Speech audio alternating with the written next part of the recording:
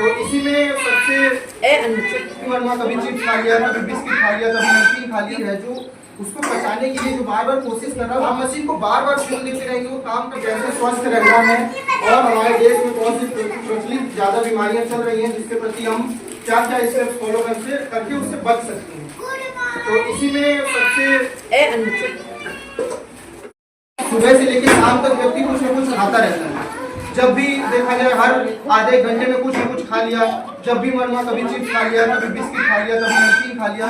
ऐसे में बार बार खाने से क्या होता है ना कि जब हम शरीर में कुछ खाते हैं तो उसको पचाने के लिए हमारे शरीर में कुछ केमिकल्स रिलीज होते हैं बार बार। तो जितनी बार हम भोजन लेते हैं उतनी बार शरीर उस पर काम करता है। तो जब ये चीजें बहुत अत्यधिक मात्रा में बार होती है तो शरीर भी थक जाता है। तो ऐसे में क्या होता है कि जो शरीर है जो उसको पचाने के लिए जो बार बार कोशिश कर रहा है वो थक जाता है, तो वो पचा नहीं पाता है।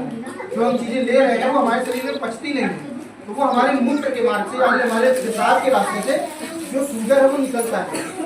आपने नोटिस किया होगा कि जो शुगर के पेशेंट हैं उनके पेशाब जहाँ वो करते हैं वहाँ चीटियाँ लग जाती हैं।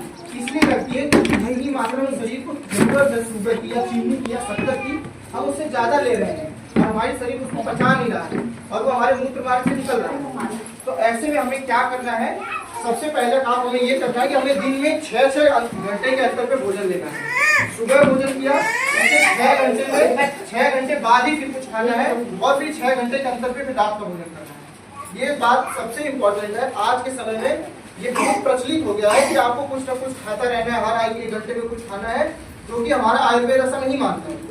हर 1 घंटे पे आधे घंटे में, क्योंकि शरीर एक मशीन है, आप मशीन को बार बार सुन लेते रहेंगे, वो काम करता रहेगा तो थक जाएगा और जब शरीर थक जाता है तो जो हम खाते हैं वो हमारे शरीर में लगता भी है और वो फिर ये हमारे शरीर